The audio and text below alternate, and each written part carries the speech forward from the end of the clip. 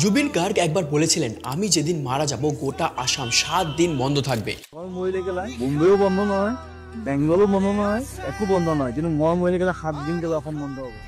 আর সত্যিই তাই, তার শেষ যাত্রায় গুয়াহাটির কামারকুচিতে লক্ষ লক্ষ ভক্তের ঢল নেমেছে লাস্ট ট্রিবিউট জানাতে। আপনারা জানেন, গত 19শে সেপ্টেম্বর সিঙ্গাপুরে স্কুবা ডাইভিং করতে গিয়ে মাত্র 52 বছরের এই জনপ্রিয় গায়কের মৃত্যু হয়েছে। আর তারপর থেকে আসাম তথা গোটা দেশ শোকস্তব্ধ হয়ে পড়ে। আসামে 3 দিন ধরে শোক পালন হয়েছে। স্কুল, কলেজ, দোকানপাট সব কিছু বন্ধ, কোনো কিছু চলছে না গোটা আসাম জুড়ে। তারা তাদের ঘরের ছেলেকে হারিয়েছে, তাদের আপনজনকে হারিয়েছে। হাজার হাজার ভক্ত রাস্তায় নেমেছে। আসামের মুখ্যমন্ত্রী হাত জোড় করছে, মানে বুঝুন সেখানে কত বড় লেজেন্ড ছিলেন উনি। মুখ্যমন্ত্রী জানিয়েছেন তার নামে 2টো মেমোরিয়াল হবে। আসামে তো জনপ্রিয় ছিলই, কিন্তু 2006 সালে গ্যাংস্টারে ইয়ালি গানটা গাওয়ার পর গোটা দেশ তার প্রতিভাকে চিনতে পারে। 12 রকম বাদ্যযন্ত্র বাজাতে পারেন, অনেক ভাষায় গান করেছেন, তার মধ্যে বাংলাতেও এক সময় একচেটিয়া রাজ করেছে জুবিন গার্গ।